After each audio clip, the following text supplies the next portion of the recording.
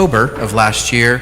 And so we've been doing a lot of work on our project, which is working with Justice Vanguard to put on a Juneteenth Festival, which is being held in June of this year. And so in my role, I've done a lot of outreach to different faith communities and getting set up these coffee talks like this to talk about the work that Justice Vanguard does, how it got started, why it's important, and how it connects to us as people of faith. So, without further ado, I'm going to introduce Kiyoshi Taylor to you. He's co-founder of Justice Vanguard, along with Kenan Moos. And let's just give him a warm welcome. Awesome. Cool. Well, first off, I would just like to thank everybody for having me here. It's a very warm and welcoming community. Beautiful place, by the way, and I love what you guys did on the outside. I was just telling people, I wish my grandparents' church did what you guys to the little outdoor area you have out there in 2020, because it's gorgeous here. So, like they said, I'm Kiyoshi Taylor, part of Justice Vanguard. We're going to take you through a little bit of who we are, what we do, and how we can hopefully bring some of you guys along for the ride, right? So, I'm going to start off with a quote. Critical thinking is the most powerful weapon we have. The reason why I say this is just a little bit about my own background. My father was a philosopher at Stanford University, all the way from Ohio. Grew up on the wrong side of the train tracks out there and became the chair of the Stanford philosophy department. So I've always kind of held near and dear to my heart, critical thinking is the most powerful weapon we have. And there you can see an image of Kenan and I, kind of. And we titled this The Marathon because in a lot of the things we work on in life, especially with what we're trying to accomplish with Justice Vanguard, we understand we're in this for the long haul. It's not just going to be a quick sprint, right? It's going to take step after step after step. And growing up, there was a rapper by the name of Nipsey Hussle, who you see there, who ran the marathon of life. Similar to some people in my family, was from the wrong side of the tracks and made something of himself. He was able to not only start buying back his community, but gave plenty of jobs and other important tools to the bad place he was from in Compton. And that inspires me and people like me, so we dedicated this one to him. This all started back in 2021 when we did our 100 Years of Black History. We wanted to commemorate a lot of people who often aren't talked about, oftentimes overlooked in Black history. And part of the marathon was taking you through a century of Black history. So we wanted to shout out people like Joe Louis, Jesse Owens, some lesser known ones like Baynard Rustin, who actually has a great documentary right now on Netflix. I really highly recommend you guys check it out and see how he worked alongside MLK. We also wanted to kind of dive into some of the more iffy issues, like the OG Rosa Parks, if you look right there, Claudette Colvin. Anyone here know who she was? Who was that? Claudette Colvin. Do you know who she was? Want to share? All right. So Claudette Colvin, before Rosa Parks refused to get up, Claudette Colvin did the same thing. The only reason why they didn't use her was because her skin at the time, the NAACP thought her skin was too dark and that she was too young, and at the time was pregnant. So she wasn't the right image. So we wanted to highlight people like that to help people understand, well, what is image, right? What does that mean in terms of trying to progress a movement, right? Is it right or wrong to include or exclude people? And oftentimes, you don't get the full story unless you include everybody. And then we kind of fast forwarded into more recent people like Tupac, some of the great R&B singers of the 90s and 2000s, and how all these different movements from the 40s, 60s, 70s to the 90s to modern day led us here. So, the first mile. 2020, I don't know if you guys remembered, it was kind of a weird year, right? Few things happened. And I didn't like the discourse that was happening in this country around issues like BLM or what it meant to be black in places just like here, like Cupertino, Saratoga, Los Altos, Mountain View, right? But I also didn't like the way both sides were handling the issue. So what I wanted to do was I wanted to be able to create a space where people came in and actually heard each other out. We're able to share both sides and hear people's perspectives and understand where they got those perspectives from, right? So we wanted to create a place of empathy, of respect, and of community, where this is where I'm coming from, this is where you're coming from. Well, I see where you're from, you see where I'm from, now let's meet somewhere. Let's actually discuss, let's actually figure this out. So, Kenan and I led the biggest marches back in 2020 in Mountain View and Los Altos history. We got between 6,000 to 10,000 people at them, shut down the streets, and it was the first time I actually felt in my life that I actually belonged in these areas. Because growing up around here, we like to say, even though we have a kind of diverse community, that we're a lot better than the rest of the country. Despite that, I'm only 26 years old. I've been pulled over 30 times in this area, right? So it's stuff like that that needs to be discussed. And even though I've only gotten 2 tickets, why am I still being pulled over this amount of times? Why on my school campuses, when I went to high school out here, was I being stopped a lot more frequently than others, right? I'm not saying the people doing it had malice in their hearts, because a lot of the time when I talked to them and actually had a conversation with them, I realized, you are a good person. You're just being told because of what you're told to enforce, it puts you in an awkward position, right? And it's also understanding why the community is putting him and me in these positions, right? So that's what we really wanted to start discussing in a more helpful tone than, police bad or black people bad. It's like, okay, let's not use headlines, let's actually discuss. So we wanted to build, like I said, a community, a place where people can come and talk. And we wanted, because like I said, it's one thing to talk in headlines, right? We were with all these kids and teachers, and they're all like, well, what do you want to do? And they're like, we want to end racism. I was like, okay, like that's a bit much, all right? I think we've been trying. How do we actually do it so we create something sustainable that helps that fight in the long run? So we wanted to build our community around education, right? Educating on each other's neighbors, right? Love thy neighbor. You got to understand where your neighbor's from and how we all ended up right here. We all have had different paths, right? Yet we're all right here in this room. And it's a beautiful thing seeing how our paths intertwine and at times miss each other, because it all somehow led us here.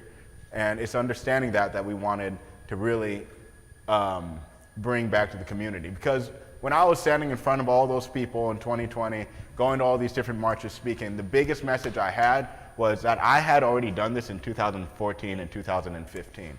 And I'm repeating everything I said back then, right now. So what can we do now so I'm not back here in 5 years repeating myself and we're reliving the same tragedies. So, like I said, we love education, but we love other things too. So what in our community could we do in 2020 when we're all locked down and can't do much? Well, we wanted to have a nice outdoor gathering where people can come, be safe, learn, and have a good time. So we put on this event called Black is Beautiful. We held it in downtown Los Altos. We painted a bunch of letters across the Foothill Expressway, and it read out, Black is Beautiful. It was adorable. We had kids come in. They were like putting their hands all over it. It was a great community event. They had chalk, because we were like, okay, we can't just keep doing these Zooms. We actually got to get the public out. We got to have people face to face. And that was kind of the start of our Juneteenth events. So we went in Kenan's backyard. We had probably 5x7, about the size of that door too, like pieces of wood, and we just painted. We went to town. Kids were there for hours and hours, days and days, just painting these beautiful pieces of artwork. And these are some of the results. We had no idea what the heck we wanted to do, right? We had no idea what we wanted to do. And yet we got some of these beautiful pieces of artwork, as you can see here. It was so beautiful, actually, Los Altos History Museum's like, we need these. And so they're currently being stored there, and we break them out every Juneteenth. And this is some of the artwork that the kids did at the park as well. And it was really cool being able to interact, being able to connect, getting the younger generation to see us in a new light that wasn't presented to my generation when I was their age. And it was also really cool seeing the older generation coming, having questions that was never answered in their lifetime too. So that was the start of what would become JV. So the second mile, the marathon continues. We wanted to continue this forum we have of having conversations. Exactly. So we started a conversation series called Conversations with Your Friendly Neighborhood Black Guys. That's me and Kenan, right? And you know, it's tongue in cheek because you know we're saying, hey, we're the friendly black guys in Los Altos. Don't cross the street. Like, it's gonna be fine. And we have people from all over. We have people like Emory Douglas, the original Black Panther artist, come talk about art on here. We have philosophers talking about, you know, race. We have linguistics people talking about how black dialect affects like modern day culture and code switching. All these different people giving different perspectives on what blackness is in America. And it's been really, really, really fun just listening to these experts. And you can find this on our webpage and YouTube. And some of these conversations are absolutely hilarious and very, very insightful. Yeah, and that's also what led us to realizing, oh, we need a studio. More on that to come. Community education events, so that is our Juneteenth Festival, our movie nights, and our field trips. So Juneteenth Festival, obviously around Juneteenth. Our movie nights, we changed these up a little bit. So we used to just premiere a movie, and then it would be about a crowd the size of y'all. We'd feed everyone dinner, and then after the movie, we'd have a conversation. Well, I realized, well, I'm around so many people, I could just start documenting their lives and turning them into documentaries themselves. So we started creating our own documentaries, and those are our new movie nights. And then field trips are things like, sometimes a museum will have a black exhibit, and we'll email everyone like, hey, we're meeting here at this time. Let's all go as a community and check it out and have a good time. So I'm gonna show y'all the Juneteenth recap video. It's a good time, and I hope to see you guys there.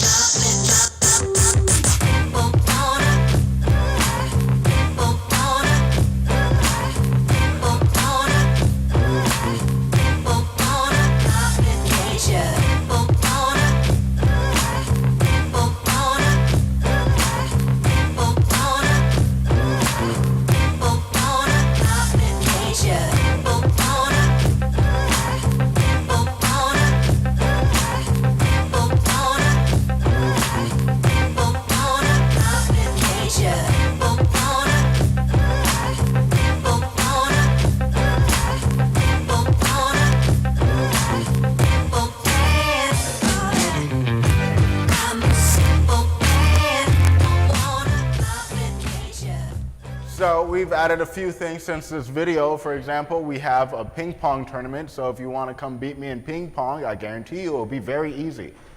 We also we have anything your heart desires. So for the kiddos, we're gonna have a nice play section for them with bubbles and maybe even a water balloon fight. We're gonna have arts and crafts. Kids can do their own tie-dye shirts there this year. What else? We are gonna have, of course, plenty of games. Live music, as you can see. We got a lot of worship. We got pastors. We got a lot of spoken word poetry. We got music.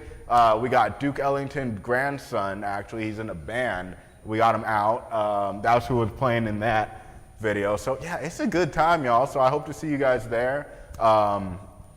And the most important part, personally, for me, this is why I love it, is the scholarship.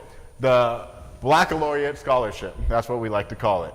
That's what all the, a lot of the funds goes to. So a lot of the kids who are graduating from Los Altos and Mountain View, the very few amount of black kids that actually are in those schools, we want to make sure that they're seen and that their education prowess going forward, no matter what the level, is being applauded, basically. Besides that, we also send a lot of money to Ohio, because we work with my family out there with the Dayton Unified School District. They have a lot of homeless kids out there, so we want to make sure they're getting the school supplies they need for the next school year, so be it backpacks, and then we do another drive with them to make sure in the winter, if they've fallen behind on some of those things, we can send them more backpacks, including a winter coat for the winter, because it gets real cold out there. And my favorite part is also a board game, because we like encouraging that time with family. So that's just some of the things that the funds of Juneteenth goes to. Like I said, artwork, wine, whatever you need, we got it. Like I said, we do movie nights, which are a good time. My favorite part, honestly, is just the conversations we have after the movies, because we like to separate the fact from fiction, truth from reality, what actually happened versus what was done up for Hollywood, but does the message still convey? And then, of course, we do education in schools. We go around to a lot of the public and private schools around here. So we give presentations on things such as media bias, how to spot it, understanding your own biases, and then just understanding history, like what history is not being taught, and how can we see ourselves better in our own communities. And then the third mile, we are building educated leaders program. So that's, like I said, when we go into these schools, these are some of the things we like to give. So after we give a big presentation, say on the power of language and having kids understand, like, we can use this beautiful tool of our language for good, or we could just like let words be meaningless. So let's actually hold power within our words, right? After that, we come back to the schools and we break them up into small groups, and based on our big presentations, we'll have intimate conversations. So that's when we're able to like actually sit them down and have them kind of think about what we were talking about, what we were doing, and let them then talk to us instead of us talking at them. So it's kind of a way to like let kids kind of share what they've learned and express themselves and kind of ask tougher questions in a more private setting where, you know, you can't be like, you can't say that. It's like, no, if you thought it, say it. Let's figure it out. Let's diagnose this. And then Juneteenth, like I said, it is at Los Altos, Hillview Park, and did I just unplug that? Looks like I did. It's coming back. Anyway, it's at Hillview Park in Los Altos, June 22nd. It's on June 22nd. Honestly, I think the little corner of the orange person right there, I swear it's there. Mango Say is my favorite place in the backyard. We're gonna have a lot of food from them. But yeah, good times, good food. And then, okay, did we get it? I would love to give you guys a little sneak peek at some of the cool things we got coming up. So that, a lot of the, besides just the scholarship, we're also creating a production studio. Part of that is because we love being able to talk to black and brown voices, but a lot of our history is oral because it was never written, it wasn't put in the textbooks. For example, if you just go back 400, or not even 400 years, just 200 years, slaves, for example, if they were caught knowing how to read, how to write, they'd cut their tongue off or they'd chop off their hand, right? So that's part of the reason why black history has always been oral. But it comes through in a lot of different ways, right? In dance, and poetry, and song. And so we're trying to capture all that. So that's why we created the production studio. We wanted to be able to capture these moments, these awesome moments of Black joy, Black excellence, and share it with the world, right? So we actually turned above Kenan's garage into an entire studio. That's what it currently looks like. So we're able to interview people, right?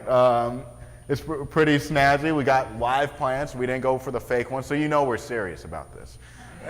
And we got cameras that can shoot Netflix quality, so we could enter it into film festivals and be able to possibly stream it maybe on Netflix or Prime or something like that if we get picked up. But most importantly, we can share it with the schools we're working at. We can share it with people like you, and we can just bring everything we've learned to everyone else. And that's the power of the production studio. Above that, we are bringing kids along with us on the ride. So when we shoot these things, they understand how to use the technology of the day.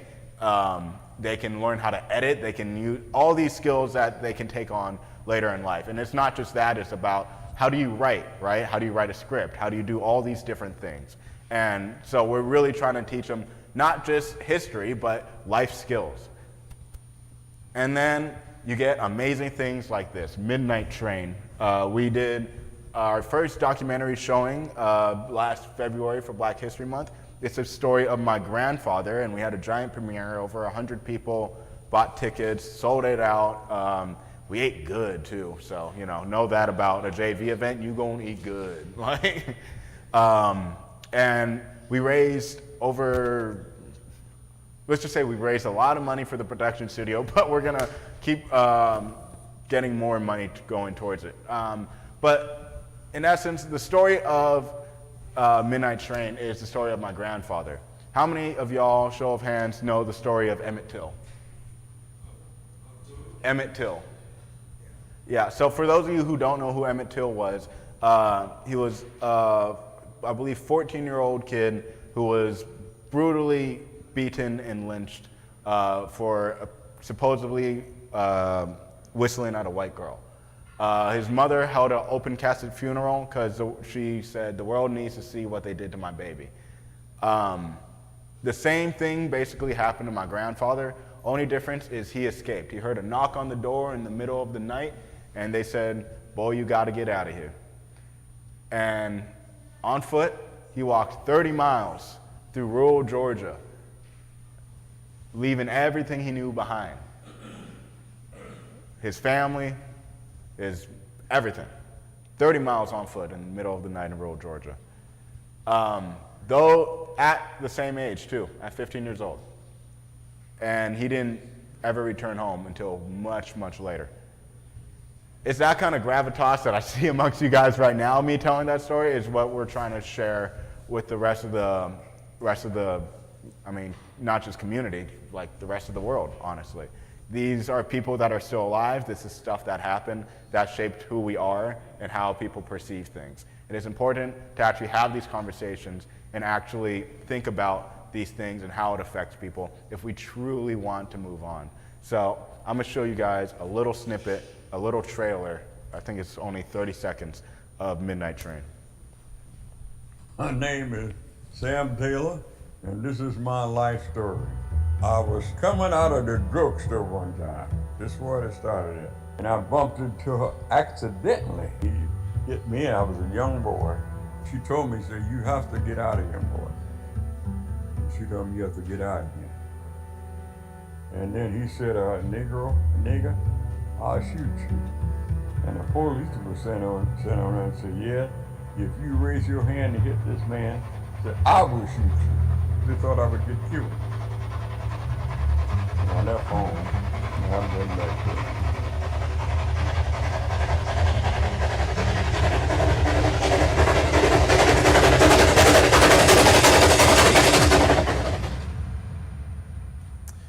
So when I first started filming that, I just had like a little camera. I had flown out to Ohio, and I'm like, Grandpa, please tell me your life story.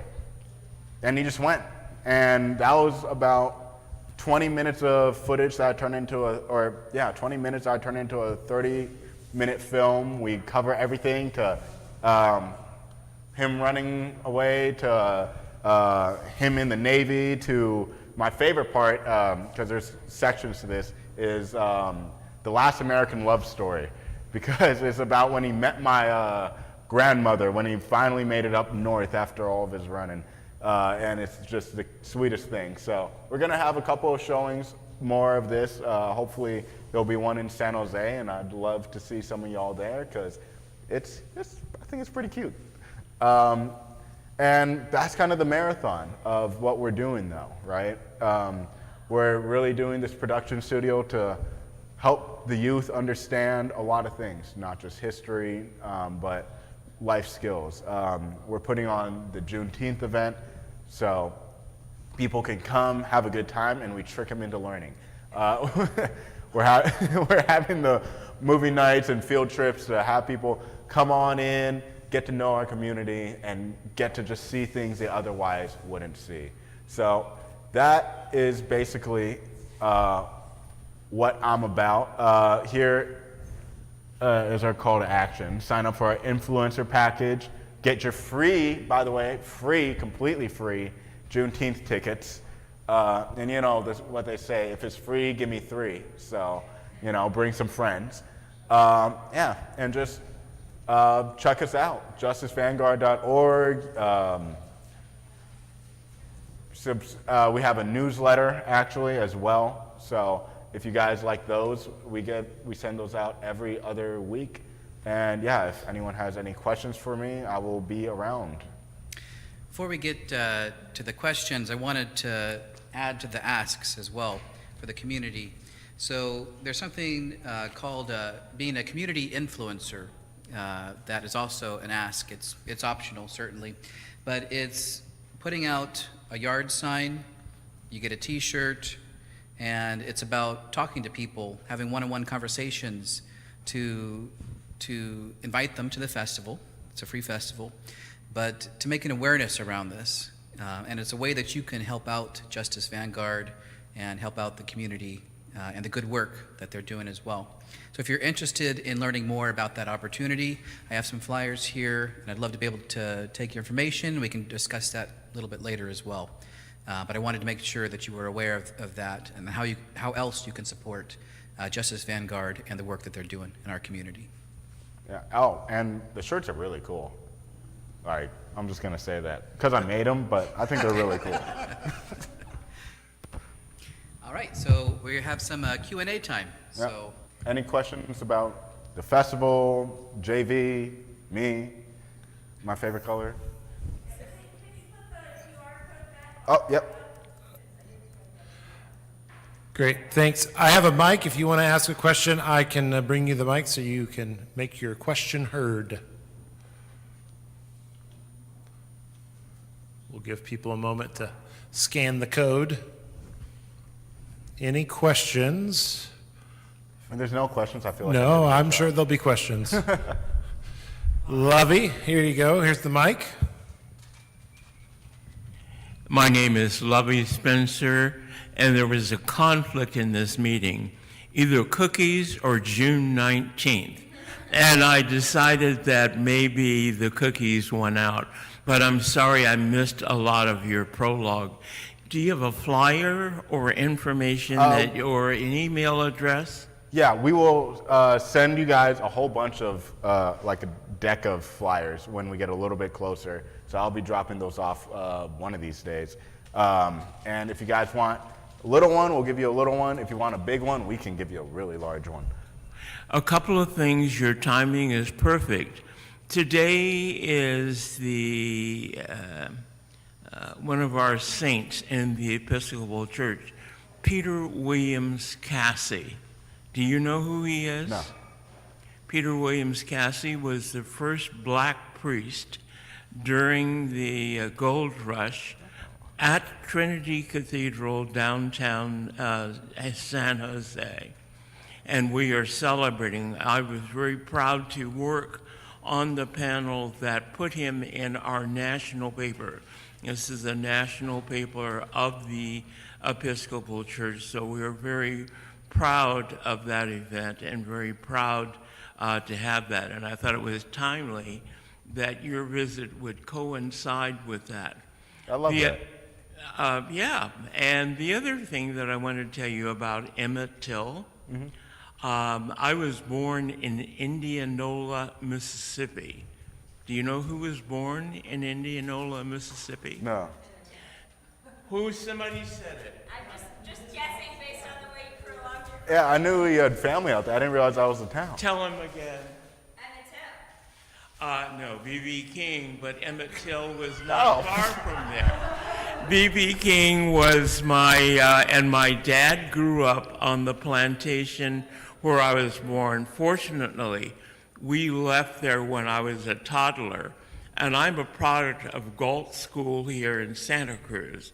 So my story is quite convoluted as well. And we wanted to tell you about the role the Episcopal Church took in restoring the placard for Emmett Till. It had been shot down. They just recently, on his anniversary, the Episcopal Church had a gathering in, I forget the name of the town. It's not Indianola, it's near there. It's the same town to where the people that killed him, they let him go in the court, in that famous courthouse on the square.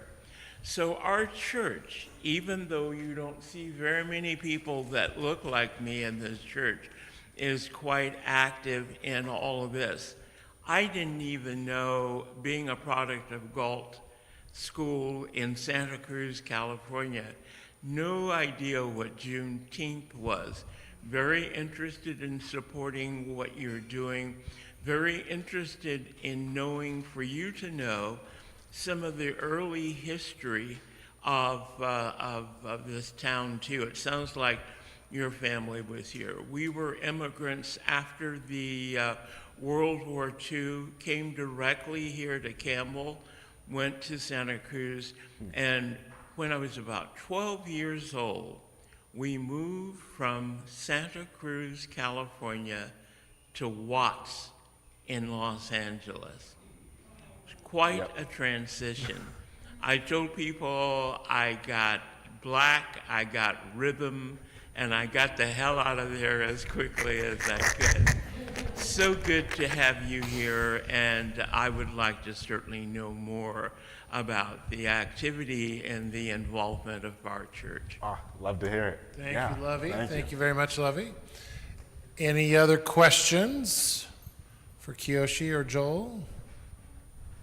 Actually, just to hit off of that, one more thing is we have the 19th for the 19th. Starting June 1st to June 19th, or our festival, we release a fact a day about Juneteenth, be it just what it is, its origins, or just something fun, like how it's connected to music, or how Black liberation is connected to music. So, yeah. Fabulous. Stephen, let me bring the mic back there. I'll meet you halfway. Hey, a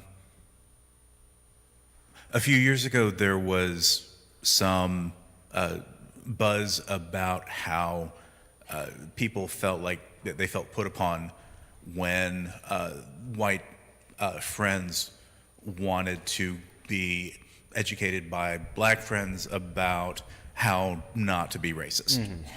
I admire the goals of Justice Vanguard to kind of do the opposite, and you being here today to do the opposite. Could you speak a little bit about kind of, obviously people that feel that way, I want to validate those feelings and everything, but could you sort of describe the contours of that and how it's useful to navigate that? Yeah, I mean, what I always say when it comes to black people having to explain racism to white people, I always like to say racism isn't a black person issue, right? We're just the ones who are affected by it. So when it comes, and we realize a lot of the burden falls on us still to educate what was never taught, because a lot of the issues is not coming from a place of malice, it's coming from a place of ignorance. And I'm not saying people are being ignorant on purpose, it's because the way we went to school, what was in the textbooks, who allowed what in the textbooks wasn't always going to allow for the full developed ideas of like what Black America truly is or could be, right? So when it comes to having people explain that, that's why, you know, places like JV are very necessary, because we don't want to put it upon, you know, that one Black person at the bar or at your job or wherever to have to stop their day and explain, you know, 800 years of BS, right? So that's why we like putting on these events where it's like, come have fun, come have a good time. Yes, you're gonna learn a lot and we're gonna have some heavy hitting topics and things to talk about, but it's gonna be in a place where everybody's equal, everybody feels safe, and where we can hear each other out. And that way, in spaces like that, when you recommend places like that especially, you know, it doesn't have to be JV. It could be go to the Black Parade in Oakland, or go to the Black Joy Fest, or, you know, go to whatever, you know, whatever they're putting on. But it's just things like that that helps take the burden off of the individual and helps the communities who are there for it support people who are trying to be there for it, regardless of their color. Does that answer your question? Thank you, Kiyoshi. Other questions? I have a question. Oh, was that a question? Francis, no, I don't have a biscuit. Francis is protecting us all. I have a question for Joel. Joel, most of these folks know that you're a priest or almost a priest, nearly there. When is your ordination, by the way? April 27th, and you all are invited. You all can attend as well. Where is it?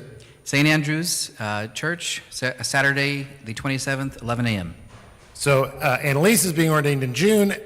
Joel is being ordained in April. So, and that's at St. Andrew's in Saratoga. Too many S and A's. So come enjoy that.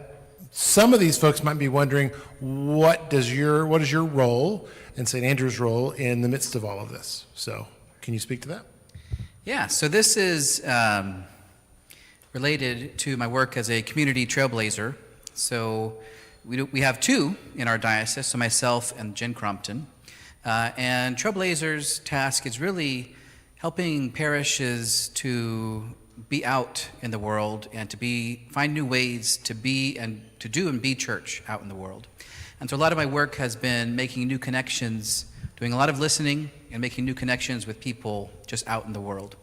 And so in October, we met Kenan, not Kiyoshi, but Kenan, from Justice Vanguard through the Change the Story program.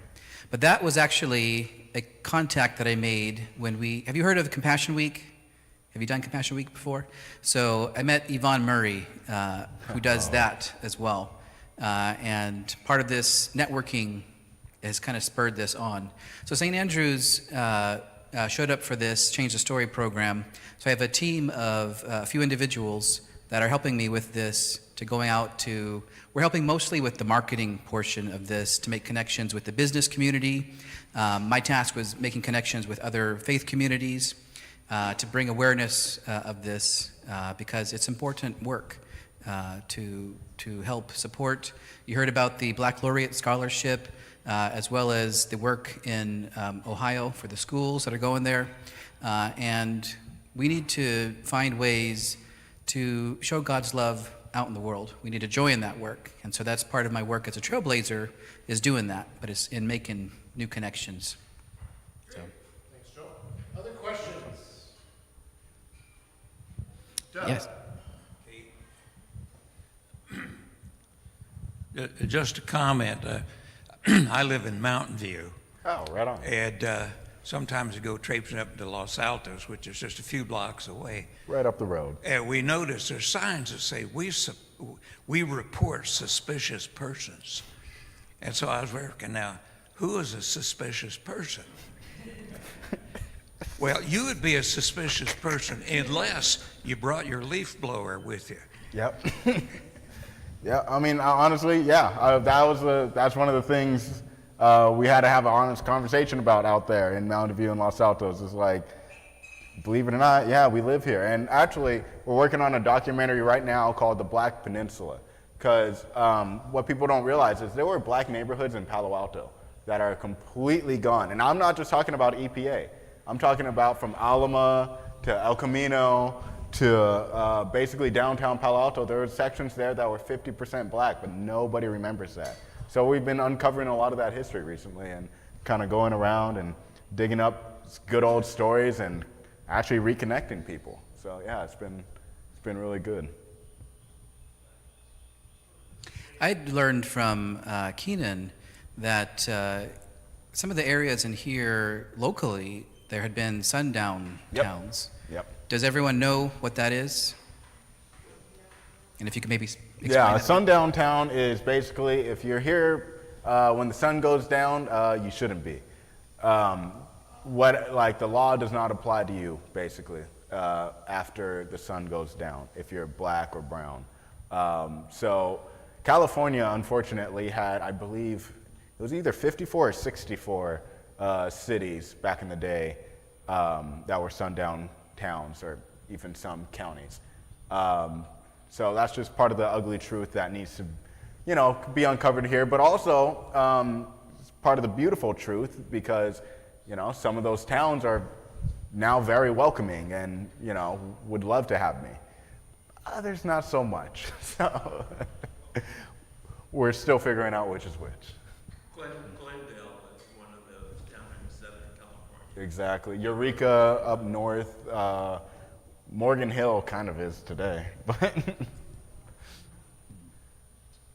Any other questions? Becky? Yeah. Joel, can you take that? I will. Thanks. In case there's anybody online, I want to make sure their questions are heard. Well, I was just going to say that, we have our safe parking program, and we've had, 6 or 7 black guests, and at least half of them have had interactions with the police. And that's not the case for our other guests. And it's the sheriff being called because a family with 3 small children, a mixed-race couple, was playing at Jollyman Park, and a neighbor called the sheriff on them because, they don't belong here. And their car was kind of crappy, So that's one. A couple that was having a very stressful day got into a fight at Target, and someone walking by called the police on them. And I was headed there, so I got there right when the sheriff was showing up. And we've had people tailed by the cops and actually driven out of town. A student at De Anza, it was a complicated history, but nevertheless, he was, he was a veteran of Afghanistan, and he was getting his life back together and going to De Anza, and the cops followed him everywhere he went because he only had a provisional driver's license from Kansas City, or from Kansas, because he'd had a DUI there, and we tried to get him help through a lawyer and everything. And anyway, but the cops just tailed him everywhere, and he finally left. And unfortunately, he ended up back on the streets instead of taking up the internship he'd been offered at De Anza. So honestly, I would look at Cupertino as a bit of a sundown town. I mean it. It's, whatever.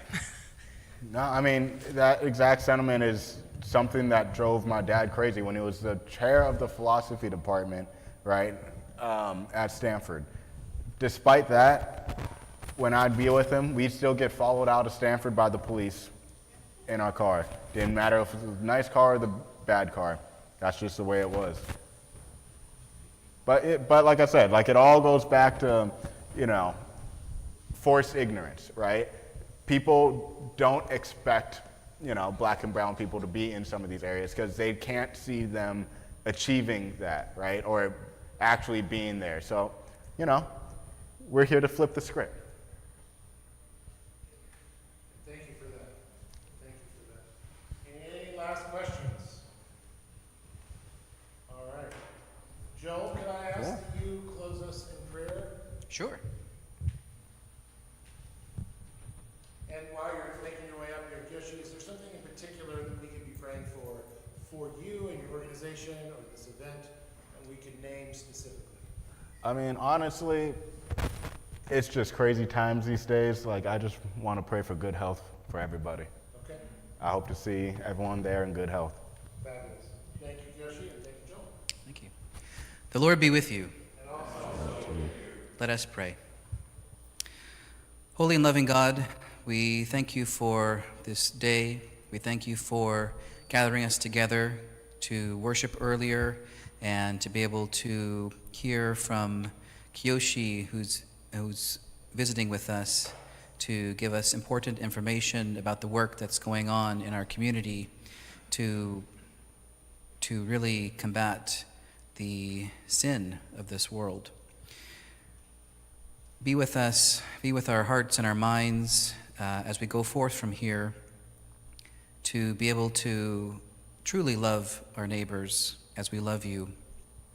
Be with Kiyoshi and Kenan and all the members of the Justice Vanguard organization and be with them to strengthen them to move forward as we move towards the Juneteenth event and all the events that they have, the good work that they're doing. We pray also for the health of everyone here and calm and peace at this time. All this we ask in your name, we pray. Amen. Amen. thank you all.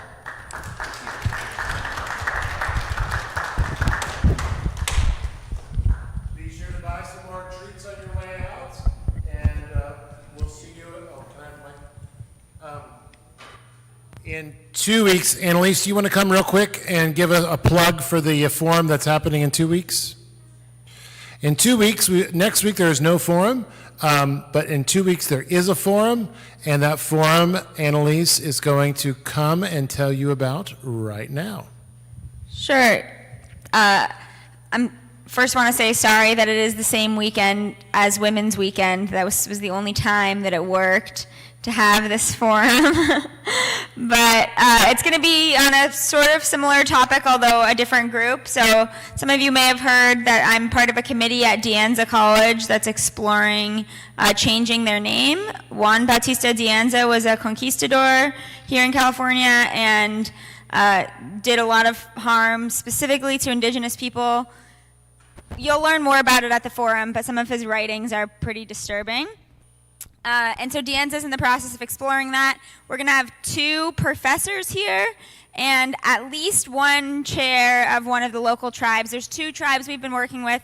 Not sure if the other one's going to be able to make it. But so you'll be able to hear about the history of the land that De Anza is on. But since De Anza is so close to us, that's also the history of our land and a little bit more about the De Anza name and why people are thinking of changing it.